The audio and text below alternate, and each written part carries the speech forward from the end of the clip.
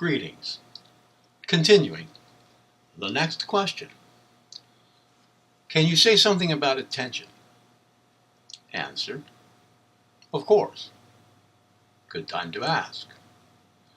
Attention constitutes a fundamental mental function in all of your performance, selfhood, and self-mastery work, in all of your personal evolution training work.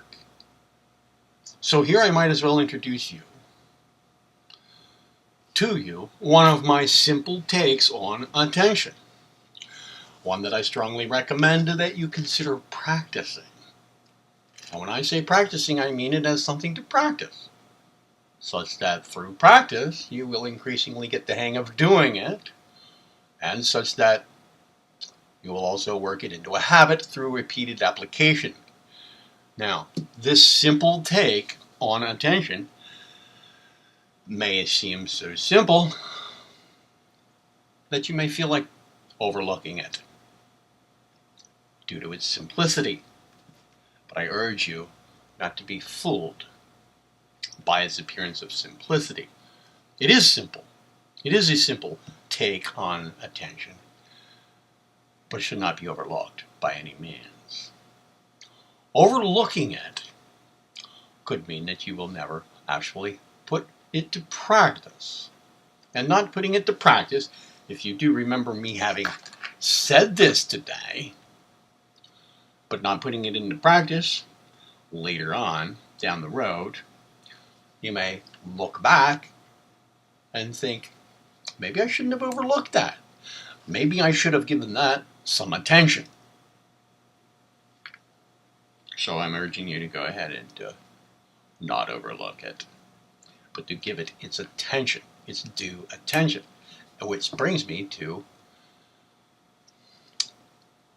my take on it. This simple take on the subject of attention. Two key terms are 1, due attention, and 2, undue attention. Now, due attention is attention that is due. Let's say there's something, whether it's an emotion, an action, a decision, an event, whatever, requires your attention. Well, that is, it requires your mental focus, and that requirement is due attention.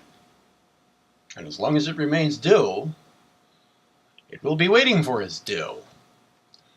The thing that requires your attention, it'll be waiting for it. There's no way around it. One way or the other, however, out in the front of your thoughts or way back in the back burner somewhere, unknown to you, it will be waiting for it. And it will be letting the results of its waiting known one way or another. But now let's say you've gone ahead and given it its due attention. Well then, from that point onward, any further attention to it is undue attention. Undue attention is a waste of mental energy and time, and it can lead to distress, drainage, strain, tiredness, sleeplessness, anxiety, depression, anger, decreased attention control, decreased use of volition, and other ill effects. Now, what can often happen is that we don't give something its due attention. What do we do instead? We give the thing little bits of half-assed notice over and over for maybe some long time. We never really give the thing its real due. Or another thing that often happens is that once we have actually given a thing its truly due attention, well, then we continue giving that thing more attention over and over. The trick is to give a thing its bona fide due attention, and then don't give it anymore. And we give it no more by going on to give other things their due attention. Okay. Now, as I said, it's a very simple take on attention. Just due attention, undue attention. But it's not to be overlooked. You said something about some thoughts of, existential angst. All right? There's some depression involved with that.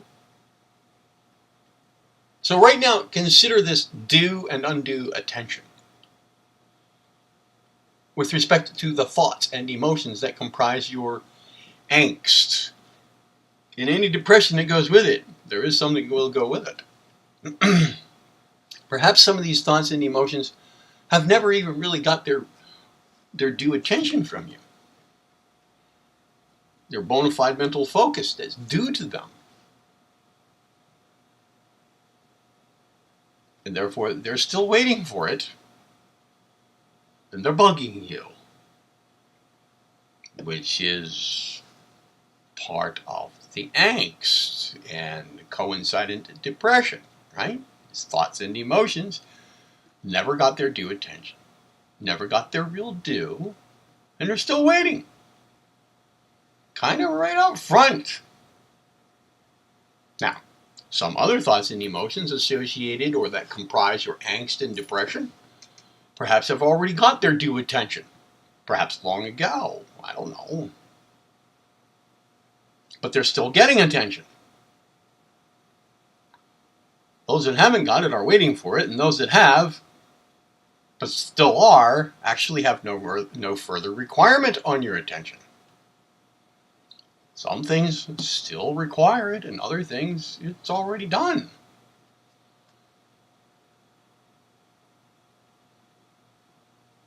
I think that this is a good place for us to start. Having talked about due attention and undue attention with respect to the angst you asked about,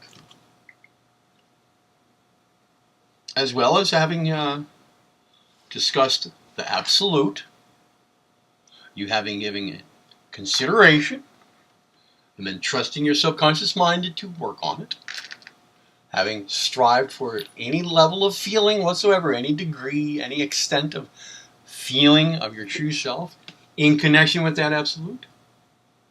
And then once again here, the attention, due and undue attention to component parts. Just talking about it here. Component parts of your angst, thoughts and emotions, feelings that come with that, or that are parts of it. I think this kind of talk right here is a good place to start. If you have questions or discussion over this or over any other thing, even remotely relevant to it, please attend to doing what it takes to email me at your first possible chance to do so. This little bit about attention here, this lies at the center of your tools for all personal development. We'll discuss more aspects of it in the time to come. All pragmatic, too.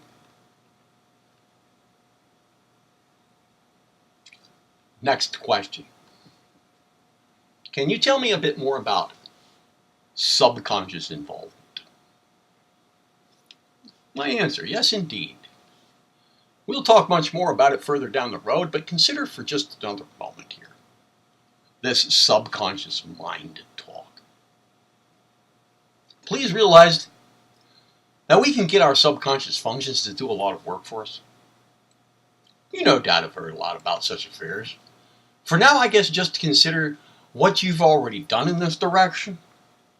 You have incorporated some repetition of thought, such as over the absolute, and now at least an attempt at feeling something, such as the part of you that does not change. Well, repetition and deep feeling, done side by side, done in parallel with one another, are two ways to get your subconscious mind involved. Trust in your subconscious mind. over these matters here. In fact, trust in your subconscious mind to do work for you is another key factor. Repetition, deep feeling, and trust in your subconscious mind to pick up on that repetition and on that deep feeling and to do work for you along the lines of the content of the repetition and the deep feeling. Trust in your subconscious mind to work for you is another key factor in its doing so. So now I ask you just to trust your subconscious mind to do a little work for you in the way of fitting your recent perusal of information about the absolute into your overall knowledge base. And to also connect into that knowledge base the facts that the unchanging core of your being exists and that it roots in the one absolute. This means that for now you do not have to put any further conscious effort into these things. Trust your subconscious mind to work on them for you. Probably some result of this will then pop into your awareness or about the time we take further action or have further discussion along these same lines. Probably when that happens, this result will show up in your awareness in the form of either, I don't know, something like maybe a relevant feeling experience or an easier understanding of the relevant ideas or some new relevant realization seemingly coming out of the blue or some combination of those or some other form. But like I said, we will also delve more deeply into how to enlist your subconscious mind's help. You see, all we're doing right now is skimming over some rudimentary things. This is just in the way of answering some of your preliminary questions, recall.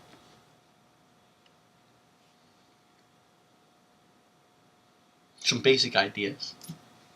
Some essential facts of the matter. We'll talk more about them many more times, don't worry in the least. This is just a starter, there's much more to come. But just let me give you one more little thing that you can do right now that could help you to bring to your own awareness a sense of your true self. Stand or sit before a mirror about 2 feet away. Keep your posture rather straight, and if you are sitting, keep your feet flat on the floor. Position your jawline such that you are giving your physical reflection a square look in the eye. Then, without strain, but maintaining an easy gaze, mentally as well as verbally, repeat your own name over and over for a generous duration of time.